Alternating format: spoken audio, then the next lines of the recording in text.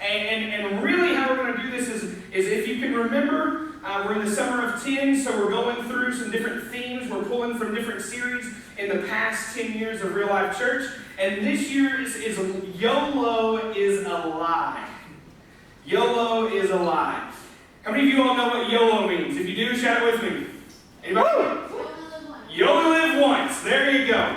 Well, as Christians, as believers, as the church, we don't believe that that's necessarily true. Can I get an amen? Amen. We don't only live once. We might only live once on this earth, but how many of you all are looking forward to a day when we get to live again eternally?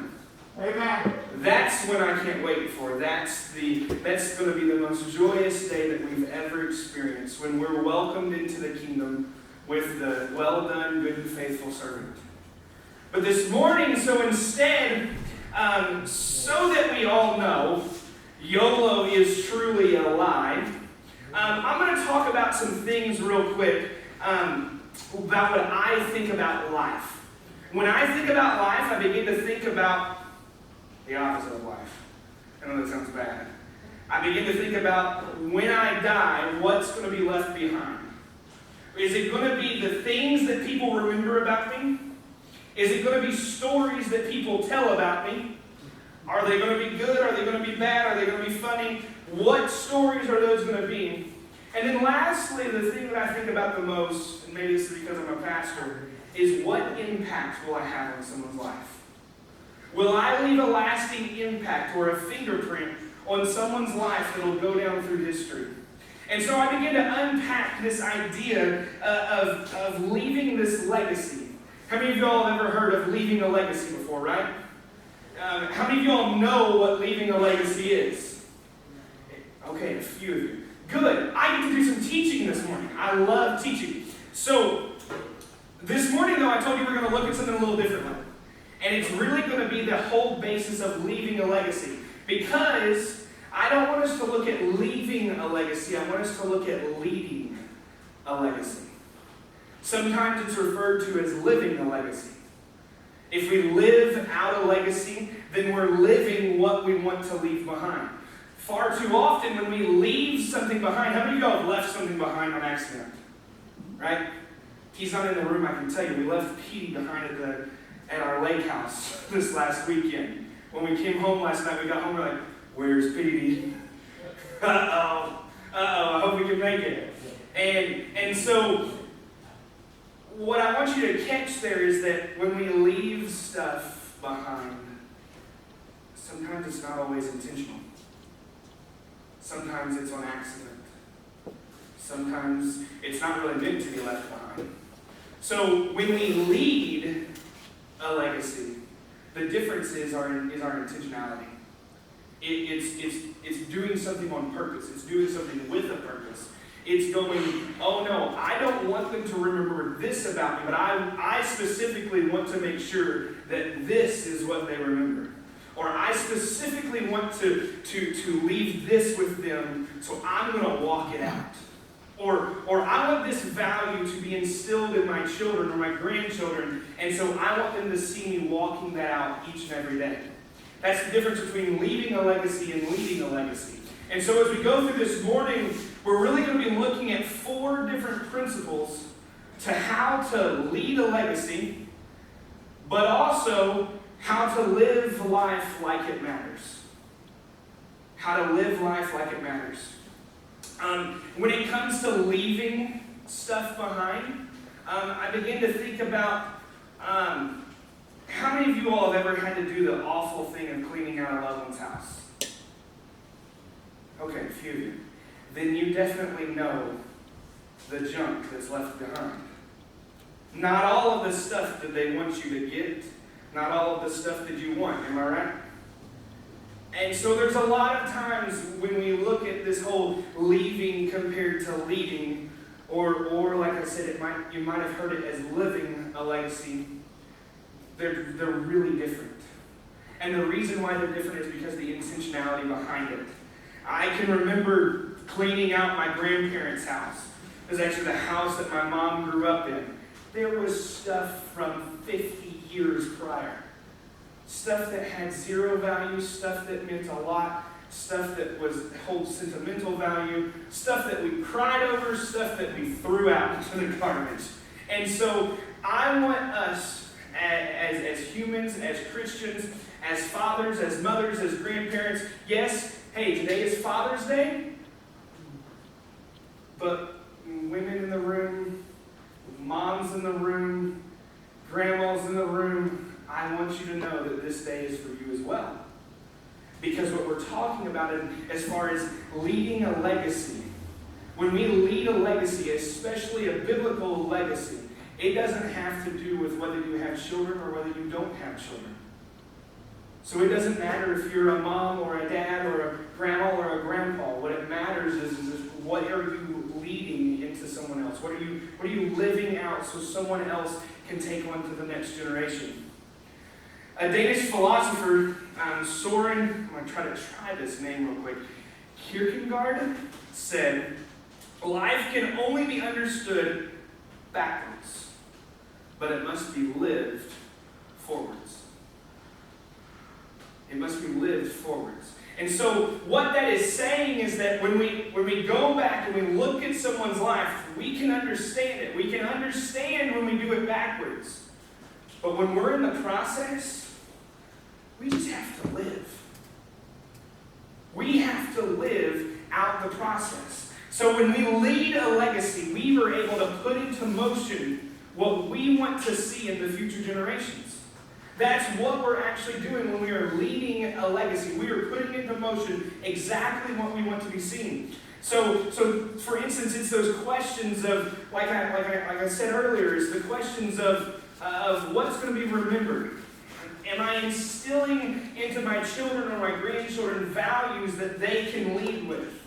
And what impact or what fingerprint am I going to have on someone else's life?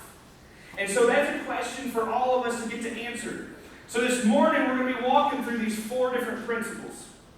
And if you're taking notes, be sure you get them down. Because I truly believe that all 4 of these are going to have a lasting impact on your life and on the future generations to come. So number 1 is live passionately. You see, someone once said, and I say someone once said because I don't know who it was, but I've heard it a bunch, that our lives are not measured by the number of breaths we take. How many of y'all can finish this? But by the moments that take our breaths away. Amen. Am I right? Amen. And so that is so true when we're talking about living passionately.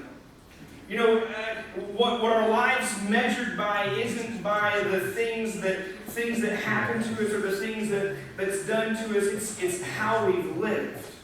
And I love this other quote that says, live like you'll die tonight. Plan like you'll live forever. Live like you'll die tonight. Plan like you'll live together. I'm sorry this is so morbid. But it's going to be a really, really, really good thing when we put these principles into play in our life. And as we continue on, so I was thinking about this living passionately, living with passion, living with desire, living with zeal. Begin to think about the fact that God doesn't want us to live half-heartedly, does he? We talk about it multiple times in the Bible. We're going to get to some that he mentions. But as we're living passionately, I kind of began to go back through my life. And you're going to hear a lot about my dad this morning. And one of the things that I can think of is this whole living passionately, living wholeheartedly, living with zeal, and living with excitement each and every day. And what it is, and when I think about this, is that God didn't create us to ride the kiddie rides. You're going, what? He didn't create us to just stop at the kiddie rides. He created us to be able to ride the roller coaster of life. How many of y'all know life is like a roller coaster at times? With ups and downs and sharp turns and flips and corkscrews. Well, I want you to know a little bit of backstory. I mean, maybe you're wondering, why in the world are you preaching to us about some roller coasters this morning? But it's something that me and my dad, we loved to do together. We traveled and traveled and traveled. And always one of the days on our trip, we would go to an amusement park. And we would ride roller coasters until we couldn't hardly stand it anymore, which was normally a long time. But I read a statistic about roller coasters.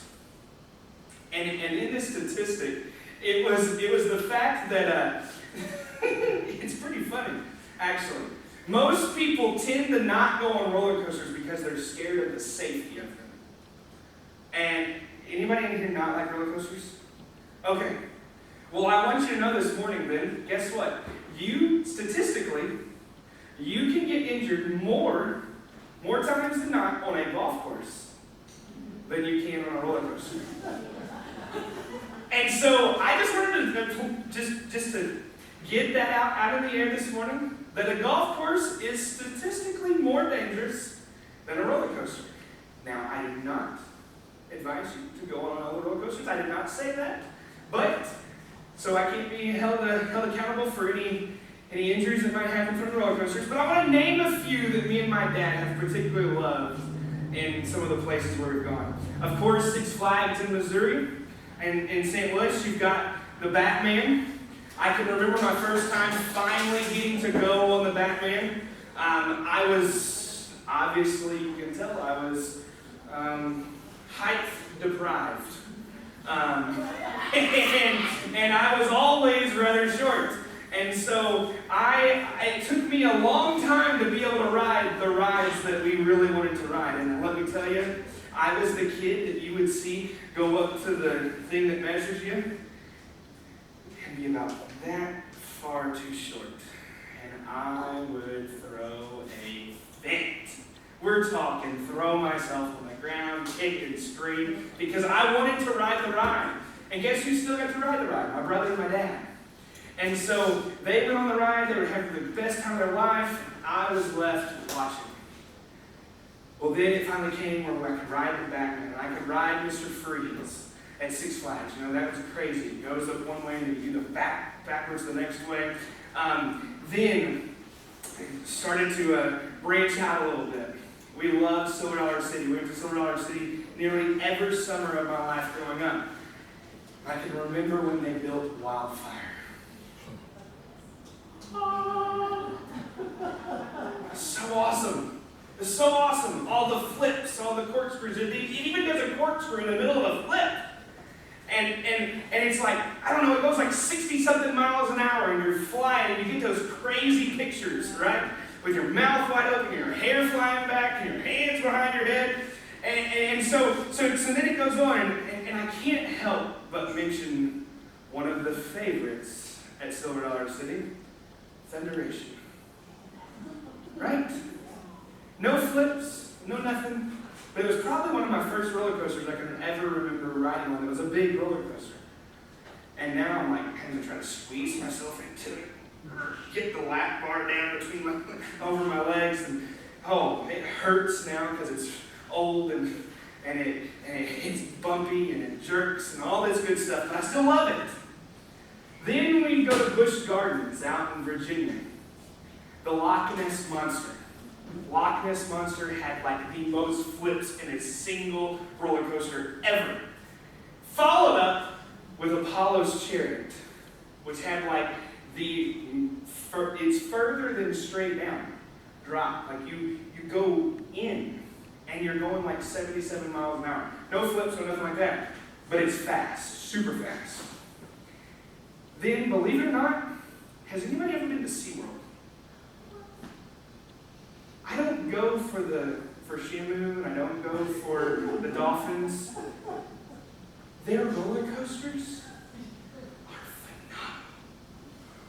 Phenomenal. The Kraken is great.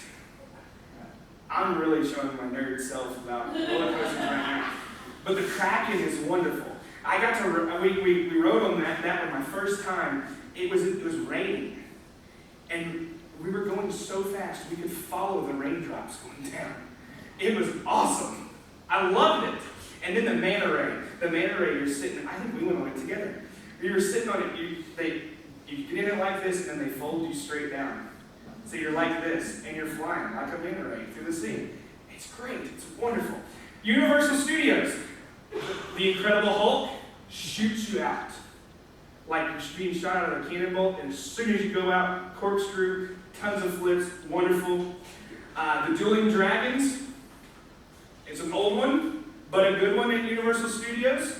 They do flips, and it's 2 roller coasters running at the same time. Your feet are within inches of each other as you're flipping. It's amazing. Then lastly, Disney World. I have to end with Disney World because it's Disney World. Am I right? They're not the thrillest of thrill rides, but it's Disney World. You have Space Mountain, and of course you have Mount Everest, which is also pretty awesome. And so why am I talking to you about roller coasters? Because I'm talking to you about my dad. My dad and I, we lived for riding roller coasters. We lived for riding roller coasters together because it was something that we did that we were passionate about. I can remember running through the parks, trying to get in the last one before the park closed, or running because there was a shorter wait at the next one right up the way. Or I can remember waiting in long lines for hours, just sitting there talking, sitting on the rails. And I can remember, like I mentioned earlier, the funny pictures. I can remember getting off the rides and going to the picture stand and never buying the pictures, but just sitting there laughing hysterically at the fact that the pictures of us were so ridiculous. Our hands in the air, mouth flying wide open, screaming. I don't know about you, but we have a rule in our family that if you ride a roller coaster, hands have to be up the whole time. And you have to scream. It's just part of the experience. And so I've actually gotten voted as the best roller coaster riding partner ever by my niece and nephew. Like they want to ride with me because it's just who I am. But it's something that my dad taught me, and maybe he didn't know he was teaching me, about living passionately. About something, about anything, about whatever it is that you're doing, do it wholeheartedly. And so for us, it was those roller coasters. And I know how silly that might sound, but we took countless family vacations, and it always ended up on a roller coaster somewhere. And so in this, I really began to learn as I stepped back that he taught me some real things out of it too, not just the whole living passionately and having fun and all that good stuff, but one spending time with family. Like that's something that my dad has always been big about. He's not one that is that's pushy about it. He's not one that is rude about it. But spending time with family does matter to him. And so I learned through the hours that we would wait for these roller coasters, that meant something to him. And so that was one. Another thing that he learned, he taught me that I learned from him, was to fully live out whatever we were doing. Whatever we were doing, whether that was riding roller coasters, whether that was, I loved being in theater in school. So that was something that I loved. If you're going to do it, you're going to do it 100%. Sports, if you're going to do it, you're going to do it 100%. You're not going to quit in the middle of something because you committed to it. And then lastly, it taught me to try new things. And I think trying new things for a lot of people are tough. For me, it's just something that I do. Ask Whitney, she hates it. She has got to learn a little bit about trying new things. She mentioned this last weekend. She was like, we were discussing what we were having for dinner one night at my parents' lake house. We ended up not because we ended up coming home a little earlier than dinner yesterday. But it was shrimp. And she doesn't necessarily like shrimp. She said on the way there, she was like, over the years, I've really gotten to liking a lot of different things that I've tried. And I think it's good for us as people, as humans, as dads, as moms, to show our kids that it's okay to try new things. It's okay to try new things. Because when we do that, we're living to our full extent. Because when we're not trying new things, when we're not taking a step out on the edge, there's this thing about being comfortable that I just don't like. I don't like being comfortable at times because when I'm comfortable, it means that I'm just coasting. It means that I'm just going with the motions. But when I'm uncomfortable, and I know that each day I'm having to take a step in a different direction, and I'm learning, and I'm trying to figure out which way I'm going, it gives me that passion that I just talked about. Just like those roller coasters do in life. Learning new things, trying new things. But this morning, I'm going to get away from the roller coasters a little bit. I'm going to talk about a guy who was the most passionate person to ever walk the earth. I think you all know who I'm talking about. It's Jesus. Jesus was the most passionate man to ever walk the earth. And one of the things that he said, and it's a very coffee cup verse, if you would, it's John 10:10, and especially the end of it. When he says that I came that they may have life and have it more abundantly. Another version, and I really like this other version, it says, I came so that they can have real and eternal life. More and better life than they've ever dreamed of. So that proves to me that God doesn't want us to just exist. He doesn't just want us to just coast in the moment. He doesn't want us to just go through the motions. Instead, he wants us to fully be alive. He wants us to fully live. He wants us to live passionately. And I love this because when we live passionately, the things, our mentality shifts. When we begin to move from living in this moment where we're just trying to make it, we're just trying to go through the motions, and we live passionately, our mentality about things shifts. Our mentality shifts because we're beginning to see the better life than what we could ever dreamed of that Jesus was talking about. When you step out of your comfort zone, you're able to see something in a different perspective. Am I right? And in this perspective might be different than what you're used to because it's a different thing. It's a different view. It's a different sight. It's a different way to imagine things when you look through a different perspective. And so this next passage that I have found in Luke chapter 7, it's a very intriguing one to me. Because as Jesus was speaking, he uses it to describe his generation. But to me, in reality, he's actually describing us. It says, they are like children sitting in the marketplace and calling to one another. We played the flute for you and you did not dance. We sang a dirge, I think that's right, and you did not weep. A dirge is a type of song used generally for a funeral procession, a funeral of some type, of someone that you love. And so it's saying that we played this funeral song and you didn't weep. But at the same point in time, we played a flute and you didn't dance. So he's describing these people that just didn't experience life. They weren't experiencing life as they should have. They weren't experiencing life in the moment because they were just coasting.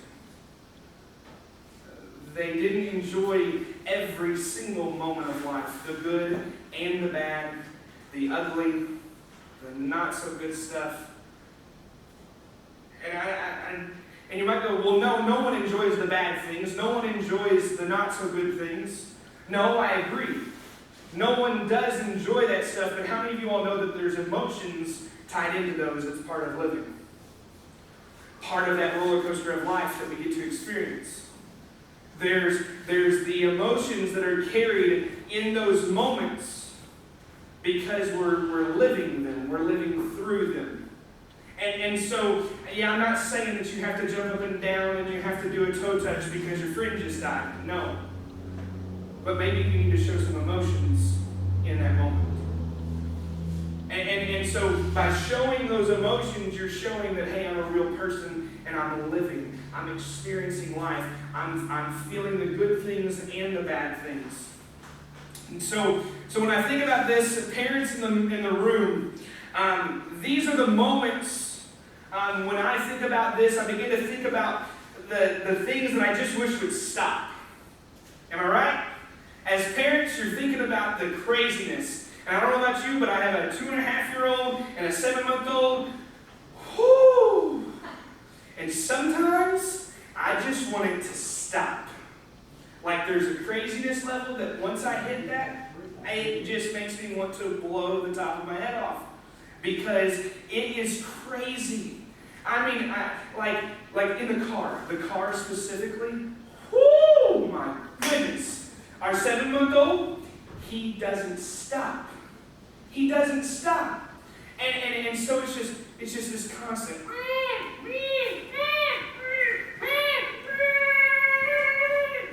And so, I mean, the whole way, almost every car ride.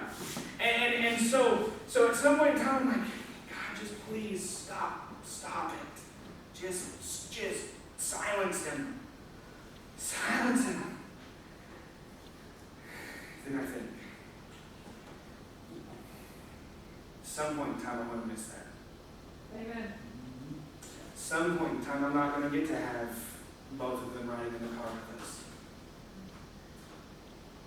And if I didn't experience it in the moment, then I'm not living life.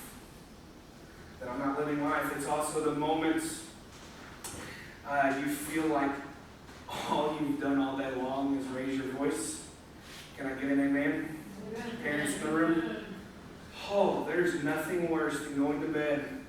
And Whitney can tell you, we've looked at each other before and go, I hope he knows that we love him. Because all I feel like I've done is raise my voice all day long. And so it's those things that it's just like, what if instead of those thoughts, we begin to think the other things in the midst of them? You know what? I get it. You're going to have your temper tantrums. You're going to throw a fit. You're going to mess up. You're going to break things. You're a kid. That's what you should do. But I'm as a parent, I'm just going to live through the moment. And understand that even though that it might be just terrible at times, that's still living. That's still living in the moment. It's the music of life. Just like that flute was when Jesus was saying, if it's a good song, then you'll dance. And if it's a bad song, then it's okay to cry. Something else my dad taught me about living life passionately was that it's okay to have emotions. It's okay to show that you're not all that you have to be, all that you think you have to be. It's okay to show your emotions. It's okay to cry. Monty, I think me and you talked about this a couple of weeks ago. You said, now, you just cry all the time, right? And so it's one of those moments where it's good to cry. Men in the room, it's good to cry. We don't have to act like this big, bad, burly man who, I never cry. I'm the man of my house. You know, if you want to show your kids something, show them that it's okay to break down. Show them that it's okay to live life in the moment, whether it's a good moment or a bad moment. Because life is like that roller coaster. There's good moments, there's not so good moments, there's moments where you'll be freaking out and moments where you'll be excited. So live life passionately. Number 2, love completely. John 13:1. When Jesus knew that his hour had come to depart out of this world to the Father, having loved his own who were in the world, he loved them to the end. He loved them to the end. Jesus never stopped loving his people until the end, until he couldn't love them anymore. So love completely. Number 2, love completely. As humans, we often wait until someone is leaving or someone's doing something different to finally tell them just what they meant to us. How many of y'all ever remember, like when you were a kid, and like that girl or the boy that you dreamed of and wanted to be with, until the day you couldn't have them. And then that's when you ran after them. Am I right? That's what happens, especially in the movies. And why does it happen in the movies? Because it sells. And so real life is that as well. We wait until that last moment, and then we try to rush after them and throw our love at them. But instead, why weren't we showing them love all the time? Why weren't we showing them love in the good times, in the bad times, in the not so pretty times? The problem is until you love completely, I truly don't believe that you're living completely. Wow, that was gross. Jesus says it best like this. In Matthew 22:37-39, he says, "You shall love the Lord your God with all your heart, and with all your soul, and with all your mind." This is the great and first commandment. But then he follows it up and he says, "And the second is like it. You shall love your neighbor as yourself." I love this. This is when Jesus was being asked, and really it was kind of in a way trying to trick him up a little bit. And he was asked, he said, "What is the greatest commandment?" Trying to put him on the spot. And he said, "Well, first of all, you have to love God with everything that you are. You have to love Him completely." And he followed it up and he said, "But you have to love your neighbor completely as well." Because if you're going to love your neighbor as yourself, I hope that you love yourself completely. And so when you love your neighbor as yourself, you're going to love your neighbor just as you love yourself. And so one of the things about my dad about love, about loving completely, was the fact that he wasn't shown love all the time.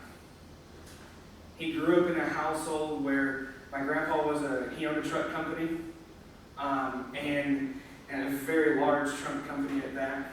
And so he was gone a lot. He was out of the picture a lot. My grandma, she kind of grew up in the era where you just worked hard and you got stuff done and you just kind of did the task. And they had a son growing up who he died when he was 5, and so it just kind of put this, I don't know, just a gap, if you would, in their life. And so he grew up, and I can remember him talking to me one day, and he said, you know why I always make sure to tell you that I love you? Because I'll be honest, I'm a very loving person. But sometimes it's to the point where it's like, all right, you said it 10 times before you get off the phone. Thank you, I'm glad. And so he stopped me one day and he said, "You know why I tell you that? Because I was never told that. I was never told I love you. I was never just given a hug because I needed a hug." And so it really opened my eyes. One, about him, but two, about the fact that we have to love people. We have to show our love to people completely. Because if we're not, what if they're not getting it anywhere else? And I don't know about you, but being known that you're loved, it feels good. It feels good, and it allows you to live completely. Point number 3. These last 2 points will be pretty quick. Learn humbly. Philippians 2, 5-8. Paul is talking to the church in Philippi, and he in this letter he writes, "Have this mind among yourselves." One version says attitude. "Have this attitude among yourselves, which is yours in Christ Jesus, who, though he was in the form of God, did not count equality with God a thing to be grasped, but emptied himself by taking the form of a servant, being born in the likeness of men. And being found in human form, he humbled himself by becoming obedient to the point of death, even death on a cross. Paul's simply telling the people of Philippi, hey, listen, the Savior of the world, he humbled himself. He said, he was fully God, he was fully man, but I'm putting the God part of me aside, and I'm becoming a man. We talked about this around Christmas time, that he took on human form. He was born in a nasty, smelly stable, not a clean, not a hospital bed where you could eat off of because it's been sanitized so many times. Nothing like that. He took on human form. He felt the same pains that we feel each and every day. He went through the same stuff. He went through the same good things. He went through the same bad things. He had people in his family die. He had people in his family just leave. There's tons of things that we can say in our life that he experienced in real life form, in human form, with feelings, with thoughts, with pains. And he humbled himself. He humbled himself. Far too often what we see is that we go through life and we go through these things and rejection and pain and hurt happens. And what do? We harden ourselves. We say, nope, not going to do anything. I'm not going any further. Well, if we're talking about leaving a legacy instead of leaving a legacy, and we're going to learn humbly, I want you to know that leaders are learners. Leaders are learners. So if you're going to lead someone, then you've got to learn. You have to continue to learn. Something that I've learned throughout time from my dad as well is that it's okay to ask questions. If you don't know something, ask. Because when you ask, you learn. I love to learn. Probably to the point where it's annoying to people. Because if I don't know, I'm going to ask. If I'm doing something and I want to learn something, I'm going to ask. No matter where I'm at, no matter who I'm with, I'm going to ask. I'm a person that loves to ask questions. And so for us, I think that's part of it, is just being able to humble ourselves down enough to go, I don't know everything, I'm not going to know everything, but I need to learn some things. I need to learn some things. So that when I'm leading this legacy that I'm trying to lead, when I'm walking it out day by day, I can leave something to my grandchildren and my children that are going to be used for generations and generations to come. Last, principle number 4 is leave boldly. Leave boldly. Luke chapter 9, verse 51. When the days drew near for him to be taken up, he set his face to go to Jerusalem. Now I want you to, if you're taking notes, write this down. Another version, it says that Jesus resolutely set out for Jerusalem. Resolutely. Do you know what resolutely means? It means that his sights were pointed on one thing and one thing only. Do you know what Jerusalem meant for him? Home. Home.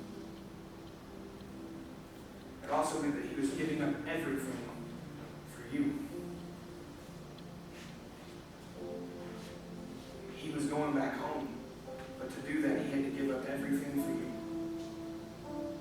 He was making sure that to the very point where he was walking into the city of Jerusalem, that he was doing it boldly. That he wasn't doing it half-heartedly. That he wasn't just walking through the motions. That he wasn't just existing in the moment. But that he was doing it boldly. That he was doing it with passion. That he was doing it to show you love. That he was doing it in a way that was still humble, yet bold. And so as he walked into Jerusalem, knowing what was going to happen, he set out and he set his sights on one thing, and one thing only. You. You. Because he loves you. He loved you completely, that he wanted to make sure that you lived completely and holy. And I'm not talking about holy as far as H-O-L-Y. Holy. W-H-O-L-Y. Holy. Living to your full extent. Living the abundant life that he brought for us. My question for us this morning is, what stops us from leading that type of a legacy? What stops us from leading that type of legacy? Is it us not being us, or is it us trying to please someone else? Because when we please someone else and we try to give into their needs and not the stuff that we for sure want to make sure that's passed down, then we change ourselves for someone else. I mentioned a phrase that I hope that someday we all can hear, is that, well done, good and faithful servant. That's all that I hope to hear when I come into heaven, is well done, good and faithful servant. The story that this comes from is a parable that Jesus told about the master and the men with the talents. And it says that the master, when they came and they gave them their talents back, the one was given 5 and he brought back 10, and one was given 2 and he brought back 4, and both were told the same exact thing. Well done, good and faithful servant. You have been faithful over a little, so I will set you over much. I will set you over much. You see, God's not going to ask who you pleased and who you patted on the back and how many people you made sure that you bought their meal at McDonald's. He's going to ask, who have you set up to be told that same thing? Who have you set up the opportunity for them to be told, well done, good and faithful servant? See, it's kind of a big responsibility that we all get to carry. If we've all been given these talents and gifts, and we've all been given these things that we're supposed to do, and we're all going to be asked the same question, what have you done with what I gave you? You go, well, I'm not a pastor. He hasn't given me a flock, or he hasn't given me a congregation. Your flock is in your home. Maybe the few that he blessed you with, maybe the few that you were faithful over a few. Maybe that's your child. Maybe that's your children. Maybe that's your wife, your spouse, whatever. You've been faithful over a few. So have you given them the opportunity to one day hear that phrase? Well done, good and faithful servant. Of course, I want to hear that. Of course, I want to hear it. Amen. But I want Camden and Tucker to hear that. But in order for them to hear that, I have to lead a legacy. I have to lead a legacy. Not just leave a legacy because it's unintentional. I have to be intentional each and every day in order to lead a legacy for them. And so that each and everything, whether it's living passionately, whether it's loving completely, whether it's learning humbly, or whether it's when my time comes, I leave boldly, I want them to know those 4 things. So this morning, with every head bowed and every eye closed, we're just going to pray. If you need prayer, you can come forward. Our altars are always open. If something this morning struck a chord with you and you need to talk, let's talk. There's multiple people in this room that would love to either pray for you or talk with you, whatever that might be.